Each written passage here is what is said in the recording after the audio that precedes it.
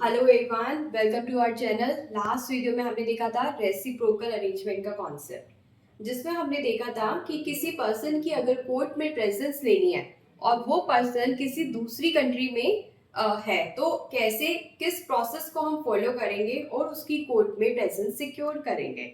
और दूसरी कंट्री हमारी एग्जाम्पल में होती है यूएसए। आज की इस वीडियो में हम देखेंगे कि रेसिप्रोकल अरेंजमेंट से थ्रू किसी प्रॉपर्टी जो क्राइम से रिलेटेड है उस प्रॉपर्टी का सीजर करना है या वो फीचर करना है, तो किस तरीके से रेसिप्रोकल अरेंजमेंट की हेल्प लेकर ये प्रोसेस किया जाता है।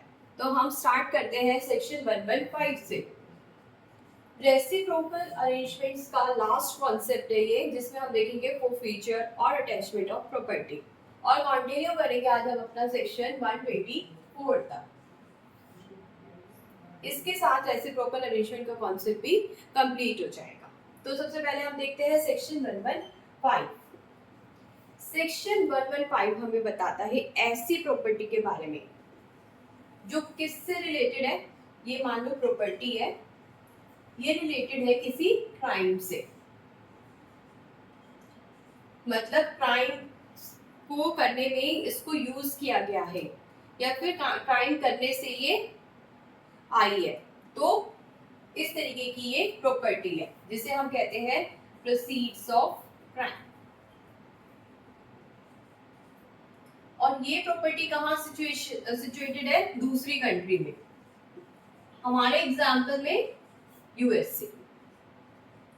तो कोई ऐसी प्रॉपर्टी जिसका क्राइम से रिलेशन है और जो सिचुएटेड है किसी कॉन्ट्रैक्टिंग कंट्री में, तो उस प्रॉपर्टी की जरूरत है कहाँ पर?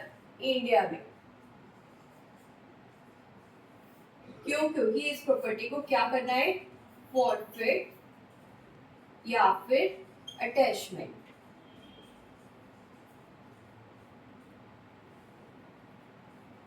फॉरफिट करना है या अटैचमेंट करना है इस प्रॉपर्टी का। तो ये बताता है हमारा सेक्शन 115। अभी मैंने बताया ये प्रॉपर्टी अगर दूसरी कंट्री में सिचुएटेड है तो क्या प्रोसेस फॉलो किया जाएगा सिचुएशन में? जो नॉर्मल प्रोसेस फॉलो होता है, और वो क्या होता है? सबसे पहले कोर्ट जो है इंडिया की सेंट्रल गवर्नमेंट को लेटर ऑफ रिक्वेस्ट देगा, और फिर ये गवर्नमेंट दूसरी कॉन्ट्रैक्ट कंट्री की सेंट्रल गवर्नमेंट को या किसी अथॉरिटी को लेटर ऑफ रिक्वेस्ट देगी। फाइनली सेंट्रल गवर्नमेंट जो है उस दूसरी कंट्री के कोर्ट को ये लेटर ऑफ रिक्वेस्ट प्रोवाइड करेगी। अब ये कोर्ट जो है, जो ऑर्डर पास किया है कोर्ट ने, उसको एग्जीक्यूट करेगा। ये हमारा प्रोसेस रहेगा। यही प्रोसेस हम शुरू से पढ़ते आ रहे हैं रेसिप्रोकल अरेंजमेंट में, चाहे वो किसी पर्सन की प्रेजेंस के बारे में हो या किसी डॉक्यूमेंट, किसी भी थिंग के बारे में। यही प्रोसेस हम फॉलो करेंगे। इस सिचुएशन में भी हम यही प्रोसेस फॉलो करेंगे। सेक्शन 115 हमें साथ ही साथ उस सिचुएशन के बारे में भी बता देता है जब प्रॉपर्टी कहाँ situated, property situated in India.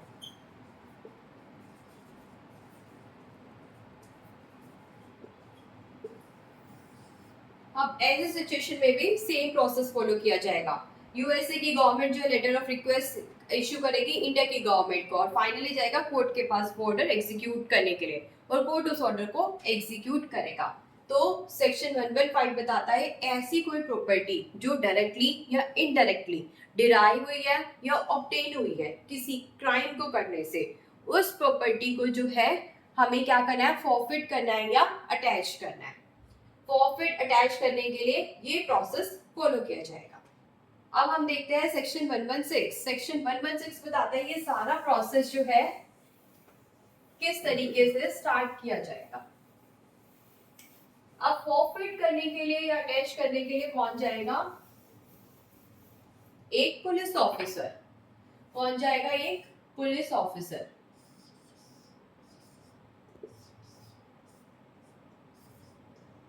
और लेकिन ये सब इंस्पेक्टर की रैंक से बिलो नहीं होना चाहिए, not below the rank of sub inspector.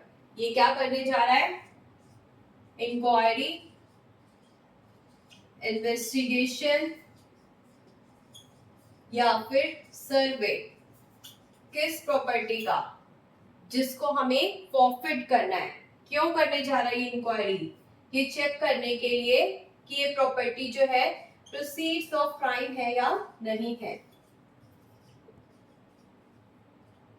क्या क्या चेक कर सकता है ये? एसेट्स, प्लेस, पर्सन, प्रॉपर्टी,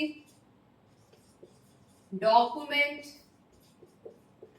जो किसी फाइनेंशियल इंस्टीट्यूशन में हो सकते हैं या कहीं और। तो इस तरीके की चीजों को ये चेक करेगा और फाइनली डिसाइड करेगा कि ये प्रोसीड्स ऑफ क्राइम है या नहीं है। कौन? हमारा सब इंस्पेक्टर से बिलो वाला नहीं होना चाहिए, ऐसा पुलिस ऑफिसर। फाइनली ये सारी चीजें चेक करने के बाद डिसाइड करेगा क्या लग रहा है इसे, ये प्रोसीड्स ऑफ क्राइम है, इसे क्राइम में यूज किया गया है या नहीं यूज किया गया। अगर उसे लगेगा हाँ यूज किया गया है तो ये आगे अपनी इंफॉर्मेशन कोर्ट को ला कर देगा, हाँ मुझे लग रहा है इस प्रॉपर्टी को यूज किया गया है। लेकिन इस पर्सन को ऐसे इन्वेस्टिगेशन करते करते ये भी लग सकता है कि अगर मैं इस प्रॉपर्टी को अभी की अभी फॉरफिट या अटैच नहीं करूंगा तो इस प्रॉपर्टी का डिस्पोजल कर दिया जाएगा, इसको सेल कर दिया जाएगा, ट्रांसफर कर दिया जाएगा और फिर ऐसा हमारे हाथ में कुछ नहीं बचेगा जिसको हम फॉरफिट करेंगे या अटैच करेंगे। तो ऐसी सिचुएशन में ये पुलिस ऑफिसर क्या कर सकता है? उस प्रॉपर्टी को हाथों हाथ फॉरफिट कर सकता है, अटैच कर सकता है। करने के बाद इतनी बड़ी पावर हम पुलिस ऑफिसर को नहीं दे सकते कि वो फॉरफिट और अटैच एट टाइम कर ले। तो उसको 30 डेज के अंदर अंदर अपने इस डिसीजन को अप्रूव कराना होगा। और अप्रूव कहाँ से होगा? कोर्ट से। कहाँ से होगा? कोर्ट से। कोर्ट अप्रूव करेगा, हाँ ये प्रॉपर्टी जो है डिस्पोज ऑफ हो जाती है अगर हम इसे फॉरफिट नहीं करते। तो ये प्रोसेस दिया गया हमें 116 एंड 117 में। अब जब ये प्रॉपर्टी फॉरफिट हो गई है और ये प्रॉपर्टी का अटैचमेंट हो गया है तो अब ये कहाँ जाएगी? डीएम के पास, डिस्ट्रिक्ट मजिस्ट्रेट के पास। हमने पहले भी कॉन्सेप्ट पढ़ा हुआ है जब हमने फॉरफिचर ऑफ प्रॉपर्टी का कॉन्सेप्ट पढ़ा था। जो भी प्रॉपर्टी फॉरफिट होती है उसकी मैनेजमेंट कौन करते हैं? हमारे डीएम, उस एरिया के जहां पर वो प्रॉपर्टी सिचुएटेड होती है। तो मैनेजमेंट या फिर एडमिनिस्टर करने के लिए हमारे डीएम आएंगे और इसको एडमिनिस्टर करेंगे। डीएम को लगता है ये काम मैं किसी और को दे दूं तो कोई और बंदा उस प्रॉपर्टी को मैनेज करेगा, एडमिनिस्टर करेगा। फाइनली क्या होता है? सेंट्रल गवर्नमेंट को ये क्या हो जाती है? फॉरफिट हो जाती है। सेंट्रल गवर्नमेंट को फॉरफिट हो जाती है। तो डीएम जो है हमारे मैनेज कर रहे हैं, एडमिनिस्टर कर रहे हैं। अब जो है ये जिसकी भी ये प्रॉपर्टी है उसको क्या दिया जाएगा? Show cause notice. किस चीज का नोटिस? बताओ आपकी प्रॉपर्टी को फॉरफिट या फिर अटैच क्यों ना किया जाए। आपकी प्रॉपर्टी को अटैच या फॉरफिट क्यों ना किया जाए।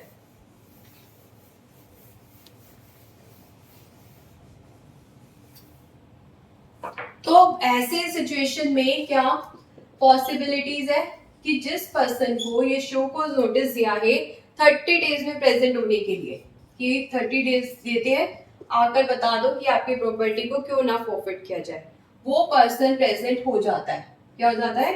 प्रेजेंट हो जाता है। या फिर वो प्रेजेंट नहीं होता। अगर वो प्रेजेंट नहीं होता तो कोर्ट उसके अगेंस्ट एक्स पार्टी भी प्रोसीड कर सकती है। मतलब जो भी एविडेंसेस है, जो भी फैक्ट्स है, जो भी सिचुएशन है उसको कंसीडर करके वो एक तरफा डिसीजन दे सकती है उस पार्टी के अगेंस्ट और फाइनली उस प्रॉपर्टी को क्या कर लेगी? फॉरफिट या अटैच। फॉरफिट या अटैच, क्योंकि वो पर्सन आया नहीं है और एविडेंसेस भी यही बोल रहे हैं कि हाँ ये प्रॉपर्टी जो है क्राइम से रिलेटेड है। फाइनली उसको लगेगा वो अटैच कर लेगी। अब वो बंदा आ जाता है। ऐसी सिचुएशन भी हो सकती है कि जिसकी वो प्रॉपर्टी है वो बंदा आ जाता है। तो ऐसे सिचुएशन में उसकी जो एक्सप्लेनेशन है, जो भी वो कह रहा है उसको सुना जाएगा, प्रॉपर्ली कंसिडर किया जाएगा। हो सकता है जेन्युइन रीजंस हो। उससे बोला जाएगा कि बताओ ये प्रॉपर्टी कहाँ से आई है। सोर्स ऑफ इनकम जो है उससे बोले जाएंगे कि दो इस प्रॉपर्टी को, अच्छा ये तुम्हारी है, कहाँ से आई है, कहाँ से आया पैसा, वो जो भी अपने रिटर्न्स वगैरह दिखाएगा, जो भी सिचुएशन है सारे डॉक्यूमेंट्स प्रोवाइड करेगा, देखो ये प्रॉपर्टी मैंने इस दिन खरीदी थी, ये डॉक्यूमेंट्स, जो भी रिलेटेड डॉक्यूमेंट्स है वो शो कर देगा। तो ऐसी एक्सप्लेनेशन को कंसिडर करने के बाद कोर्ट को लगता है कि हाँ इस प्रॉपर्टी को जो है फॉरफिट किया जाना चाहिए क्योंकि एक्सप्लेनेशन सेटिस्फाइड नहीं है, तो ऐसी सिचुएशन में फॉरफिट हो जाएगी या अटैच हो जाएगी। और अगर कोर्ट को अब लगता है नहीं ये प्रॉपर्टी तो प्रॉपर सोर्स ऑफ इनकम के साथ है, जेन्युइन है, ये क्राइम से रिलेटेड है ही नहीं, तो ऐसे सिचुएशन में उस प्रॉपर्टी को फॉरफिट या अटैच नहीं किया जाएगा, फॉरफिट या अटैच नहीं किया जाएगा। और जब ये शो कोज नोटिस जाता है जिस पर्सन की प्रॉपर्टी है उसको, लेकिन हो सकता है इस पर्सन ने थोड़े टाइम के लिए किसी और पर्सन को वो प्रॉपर्टी का पोजेशन दिया हुआ हो, तो ऐसी सिचुएशन में ये SCN इन दोनों को ही जाएगा, इसको भी और इसको भी, सिर्फ इसको नहीं। फॉर एग्जाम्पल रोहन की प्रॉपर्टी थी, रोहन ने जो है वहां पर एक बंदा बिठाया हुआ था सोनू, तो सोनू और रोहन दोनों को ही शो कोज नोटिस जाएगा। तो ये बताते हैं हमारे आगे के सेक्शंस। तो अब हम देखते हैं नेक्स्ट सेक्शन जो है 121। तो हम 4 सेक्शन उन बातों में कवर कर चुके हैं। डीएम वाली बात लिखी है सेक्शन 118 में, उसके बाद जो है 30 डेज का नोटिस पीरियड जाएगा, वो वाली बात लिखी है 119 में। एंड 120 में लिखा है कि एक्स पार्टी अगर वो जो एक्सप्लेनेशन देता है वो सेटिस्फाइड है तो फिर फॉरफिट करना है या नहीं करना, वो सारी बातें लिखी है 120 में। अब हम देखते हैं सेक्शन 121। 121 क्या कहता है, जो भी प्रॉपर्टी हमारी फॉरफिट या अटैच की गई थी उसका सोर्स ऑफ इनकम बताने के लिए बोला गया था कि आपको बताना है सोर्स ऑफ इनकम क्या है। तो ऐसे सिचुएशन में अगर वो सोर्स ऑफ इनकम थोड़ी सी प्रॉपर्टी का नहीं बता पाता, बाकी सारी की सारी प्रॉपर्टी कवर कर लेता है, ये सारी प्रॉपर्टी उसने कवर कर ली, लेकिन ये वाली वो नहीं बता पाया, तो ऐसे सिचुएशन में क्या होगा, ऐसे सिचुएशन में उसको ऑप्शन दे दिया जाएगा आप ऐसा करो फाइन पे कर दो, और फाइन जो है इस प्रॉपर्टी की जो भी मार्केट वैल्यू है उतना पे कर दो। मान लो 50 लाख है तो 50 लाख जो है आप पे कर दो, फिर हम आपकी प्रॉपर्टी को फॉरफिट नहीं करेंगे। अब इसका जो है 50 लाख है वैल्यू, ये जो नहीं बता पाया उसका, तो वो 50 लाख देकर अपनी ये पूरी की पूरी प्रॉपर्टी छुड़वा सकता है। तो ये बात लिखी है सेक्शन 121 में। इसके बाद 3 छोटे छोटे से सेक्शन है जो है 122 बताता है कि कोई भी ऐसा ट्रांसफर जो कि फॉरफीचर या अटैचमेंट के ऑर्डर होने के बाद किया गया है। हमने देखा था कि ऑर्डर जो है दे दिया जाएगा फॉरफीचर के लिए और अटैचमेंट के लिए अगर किसी भी प्रॉपर्टी को ये माना जा रहा है कि वो प्रोसीड्स ऑफ क्राइम है, तो ऐसे सिचुएशन में उस प्रॉपर्टी को ट्रांसफर कर दिया जाता है, तो ऐसे ट्रांसफर को इग्नोर किया जाएगा, नल एंड वॉइड कंसिडर किया जाएगा। तो जो भी हम प्रॉपर्टी की बात कर रहे हैं उसको किसी ने ट्रांसफर कर दिया है ऑर्डर आने के बाद भी, तो ऐसे ट्रांसफर नल होंगे और वॉइड माने जाएंगे। उसके बाद नेक्स्ट सेक्शन है 123 जो हमें बताता है कि किस तरीके से लेटर ऑफ रिक्वेस्ट जो है वो बनाए जाएंगे। हमने देखा था ना कि प्रोसेस जो है वो फॉलो किया जाता है। लेटर ऑफ रिक्वेस्ट एक कंट्री दूसरी कंट्री को देती है, फिर कंट्री अपने कोर्ट को देती है और सारा का सारा प्रोसेस फॉलो किया जाता है। तो ये लेटर ऑफ रिक्वेस्ट का क्या फॉर्म रहेगा, तो वो कौन बताएगा, सेक्शन 123 कहता है सेंट्रल गवर्नमेंट बताएगी by notification. Finally last section जो है रेसिप्रोकल अरेंजमेंट का है वो है 124। 124 सिंपली ये बताता है कि ये जो चैप्टर में कुछ एक्सेप्शंस डालने हैं, कुछ अलग से प्रोविजंस वगैरह डालने हैं, तो वो सेंट्रल गवर्नमेंट जो है बाय नोटिफिकेशन बता सकती है, बाय नोटिफिकेशन बता सकते हैं सेंट्रल गवर्नमेंट। तो ये सारे के सारे छोटे छोटे सेक्शन थे जो रिलेटेड थे हमारे फॉरफीचर या अटैचमेंट ऑफ प्रॉपर्टी से रिलेटेड विद रेसिप्रोकल अरेंजमेंट। जैसे हमने क्या देखा कि कोई प्रॉपर्टी क्राइम से रिलेटेड है तो उसको फॉरफिट या अटैच करने के ऑर्डर्स जो है कोर्ट पास करता है। फाइनली ऐसा पुलिस ऑफिसर जो not below the rank of sub inspector है वो उसको इंक्वायरी करता है, इन्वेस्टिगेशन करता है, सर्वे करता है, देखता है हाँ ये प्रोसीड ऑफ क्राइम से रिलेटेड है या नहीं है, और है तो आगे उसका फॉरफीचर वगैरह किया जाता है डिपेंडिंग ऑन द एक्सप्लेनेशन। तो नेक्स्ट वीडियो से हम देखेंगे कि बॉन्ड जो है वो पार्टी देती है सिक्योरिटी या पीस को मेंटेन करने के लिए। एक नया चैप्टर स्टार्ट होगा नेक्स्ट वीडियो से। Okay, thank you.